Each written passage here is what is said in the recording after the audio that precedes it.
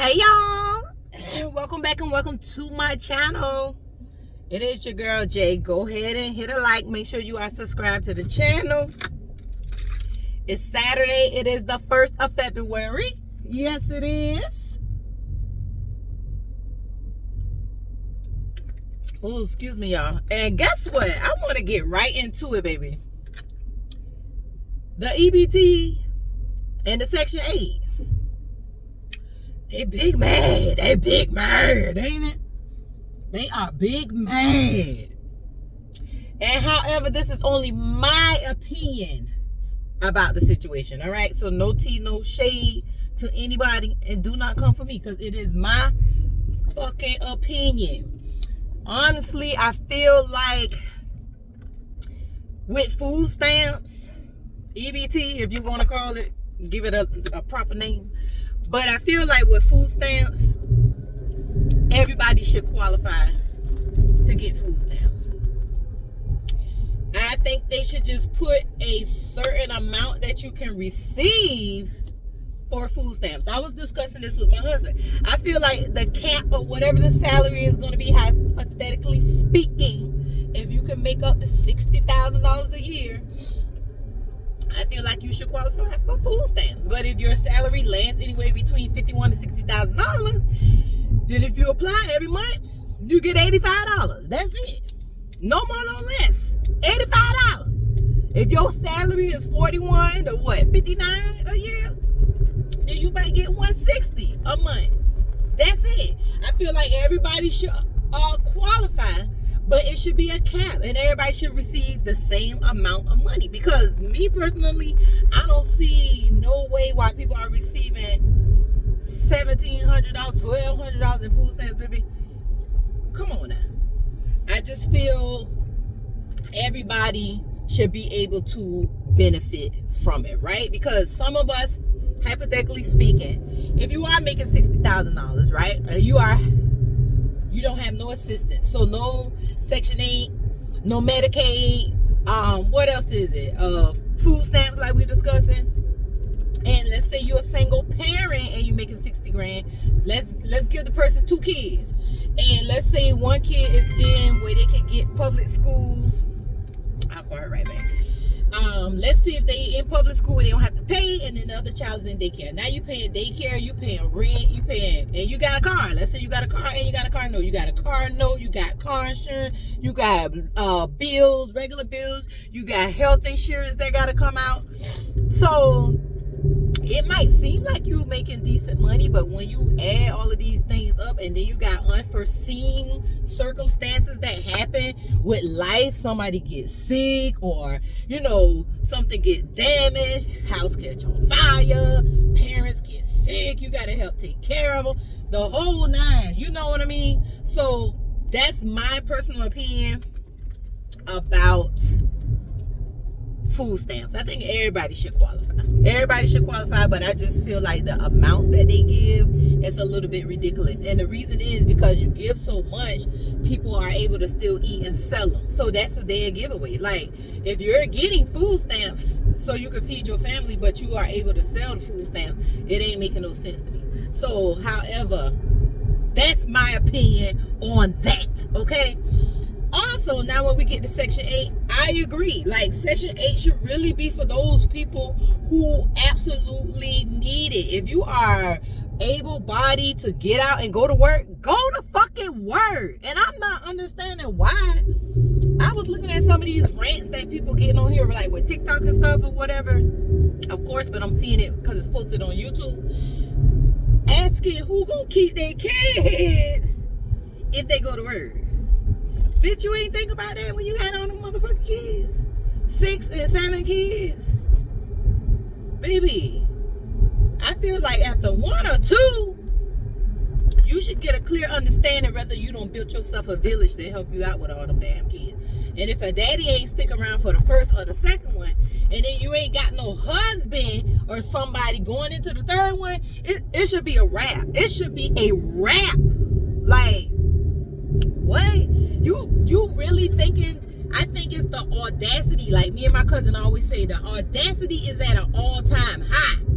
The audacity is at an all-time high. Thinking that oh, well, if I go to work, who gonna keep my kids? Bitch, you should have thought about that. You need to find somebody to keep them kids, or you need to go to work, or you need to get you some childcare. NAP for childcare. I think they still are allowing people to receive Section 8. I haven't looked all the way into it, but it's going to be some stipulations on it, and they need to stick to it. They really need to stick to it, because you have elders who really need the help, and they can't get the help because the willing, able-bodied people who can work is knocking the damn door down to get the benefits, so they can absolutely do nothing. Like, that stuff is there for people who really have disabilities and really who cannot get up and go to work. People who got chronic illnesses, who are sick, who can't really stay on somebody's job. People who have problems with their seeing, like they losing their vision and shit, and got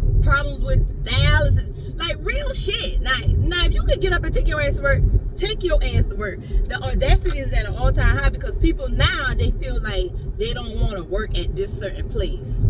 Again, say what?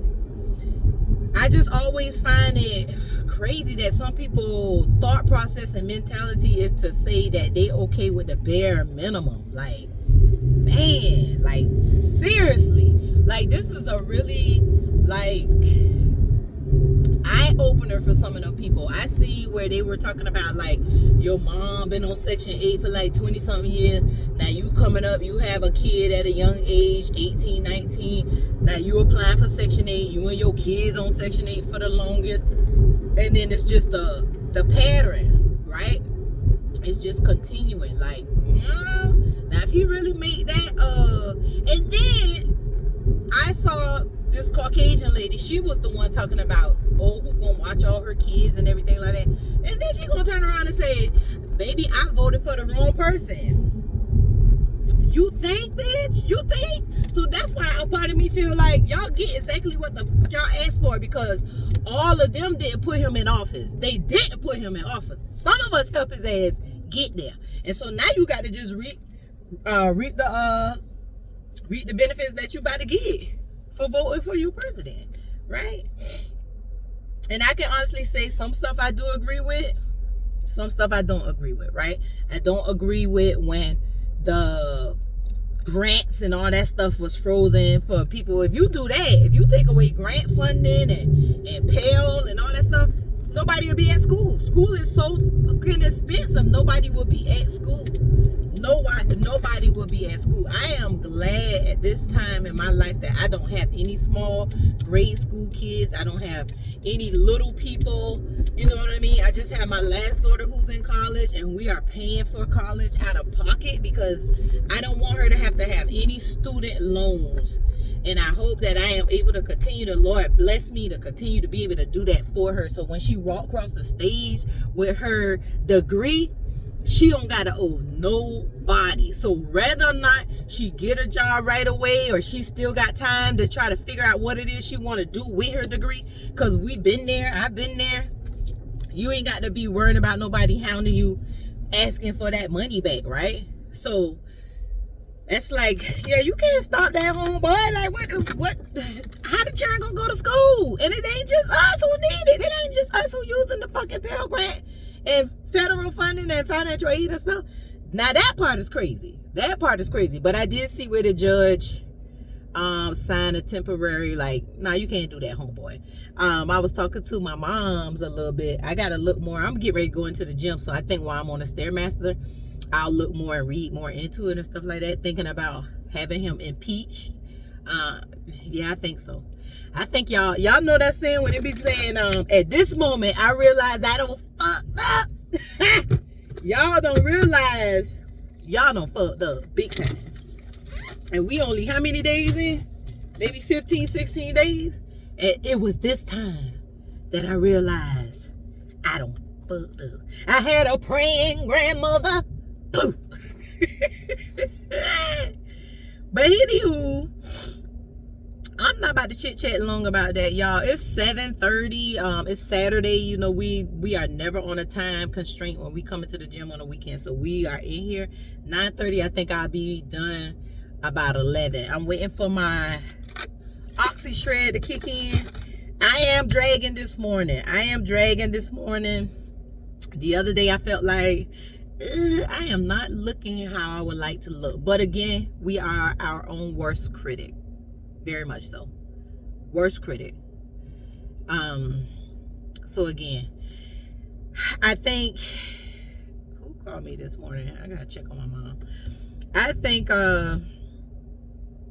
it takes time, and I think you're gonna have them days when you're on your workout journey, because remember, we on our thick girl era.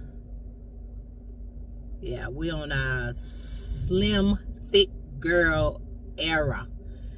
But anywho, thank y'all for kicking it with your girl and watching the video and making it all the way through the end. Baby, I really appreciate it. Y'all already know.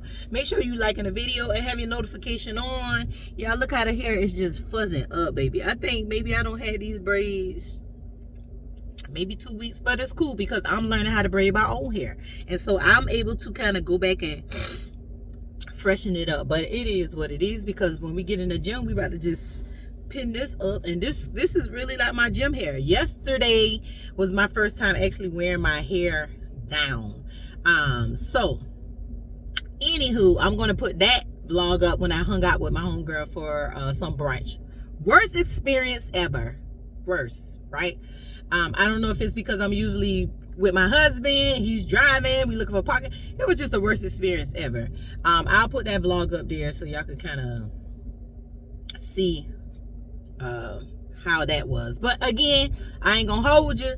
Y'all already know what type of vibes we are on. Until we chit chat again, baby. Ciao.